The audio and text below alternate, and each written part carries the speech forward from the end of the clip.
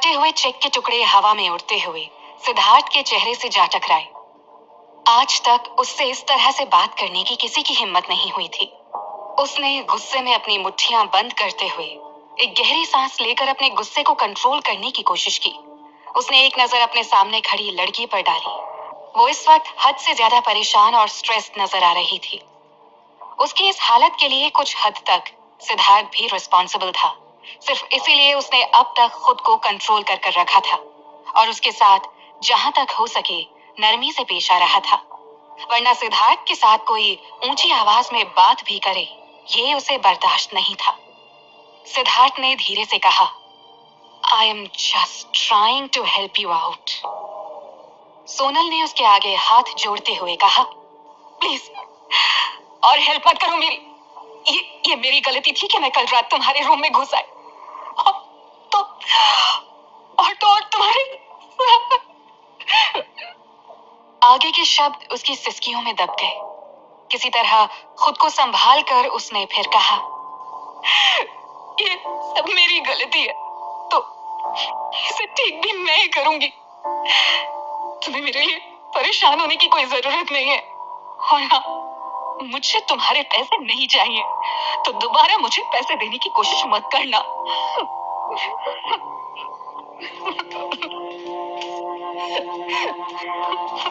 इतना कहकर सोनल तेजी से दरवाजे की तरफ बढ़ी। उसे लग रहा था कि अब अगर वो यहाँ इस रूम में 1 मिनट भी और रुकी तो उसका सिर फट जाएगा।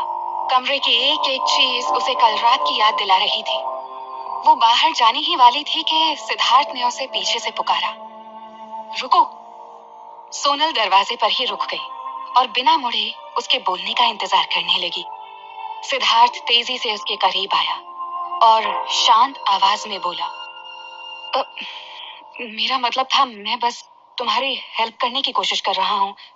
अगर तुम पैसे नहीं लेना चाहती हो तो इट्स ओके, बट एटलीस्ट मैं तुम्हें घर तक तो छोड़ ही सकता हूँ। सोनल ने उसकी तरफ मुड़ते हुए सख्ती से कहा, नो थैंक यू, मैं अपने आप चली जाऊंगी। वो जितनी जल्दी हो सके सिद्धार्थ से दूर चले जाना चाहती थी, इतनी दूर के उसे फिर कभी सिद्धार्थ का सामना ना करना पड़े। सिद्धार्थ ने एक बार फिर कोशिश की, आर यू श्योर तुम इस तरह बाहर जाने में कंफर्टेबल हो? उसकी ये बात सुनकर फाइनली सोनल को समझ आ गया कि वो क्या कहने की कोशिश कर रहा था। लगातार रोने की वजह से उसकी आंखें सूजी हुई थी। गले और हाथ पर कल रात के निशान साफ साफ नजर आ रहे थे। ऐसे पब्लिकली बाहर जाना उसके लिए और नई मुसीबतें खड़ी कर देता। उसे चुपचाप देख सिद्धार्थ फिर बोला, मैं तुम्हें घर तक छोड़ देता हूँ। इस बार सोनल ने भी कोई विरोध नहीं किया। सिद्धार्थ बिल्कुल खामोशी से कार ड्राइव कर रहा था। उसने एक बार सोनल पर नजर डाली। वो चुपचाप खिड़की से बाहर देख रही थी। अचानक वो सिद्धार्थ की तरफ मुड़ती हुई बोली, गाड़ी रोकना प्लीज। सिद्धार्थ ने बिना कुछ बोले एक साइड ले जाकर गाड़ी रोक दी। सड़क की दूसरी तरफ एक मेडिकल स्टोर नजर आ रहा था।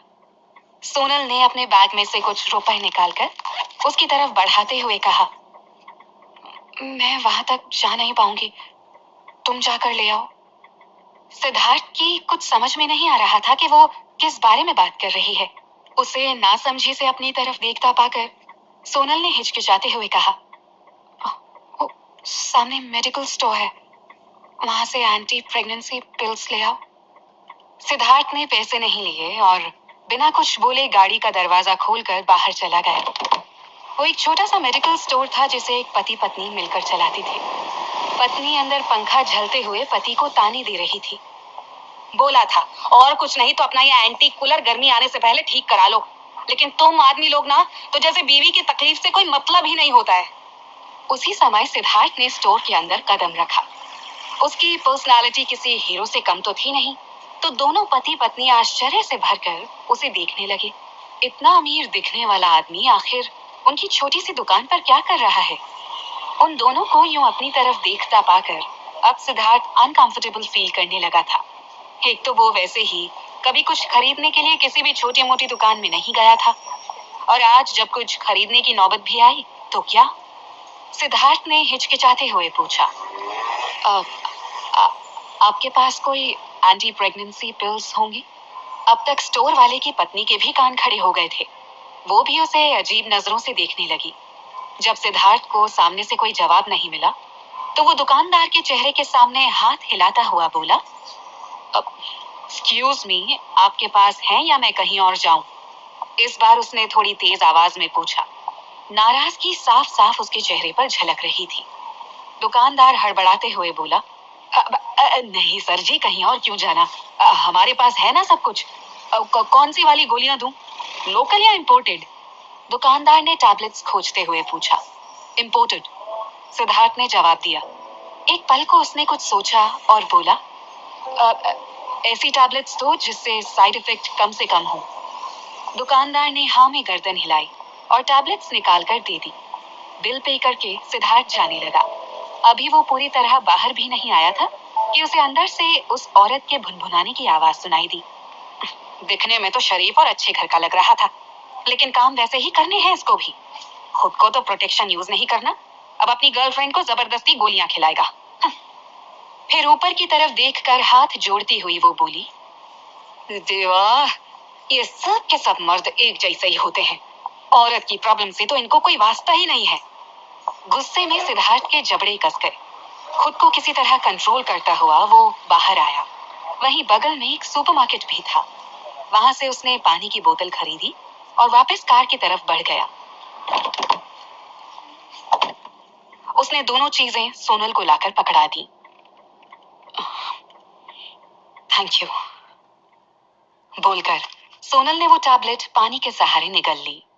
दवाई बहुत कड़वी थी, मगर इस समय सोनल के मन में जो कड़वाहट भरी हुई थी, उसने इस कड़वाहट को महसूस ही नहीं होने दिया। सिद्धार्थ ने वापस गाड़ी स्टार्ट कर दी। सोनल ने उस पर तंज कसते हुए कहा, अब खुश हो ना? तुम्हारे सामने मैंने ये टैबलेट्स खा ली हैं। अब तुम्हारे मन में शक की कोई गुंजाइश नहीं रहेगी। इसीलिए साथ आए थे ना तुम मेरे? सिद्धार्थ ने झल्लाते हुए एक बार सोनल को देखा, मगर बोला कुछ नहीं। वो भी जानता था इस वक्त वो परेशान है। उससे बात करने पर बात और बिगड़ेगी ही, सो उसे चुप रहना ही सही लगा। सोनल ने उसे पहले ही अपना एड्रेस बता दिया था, सो वो चुपचाप ड्राइव करने लगा।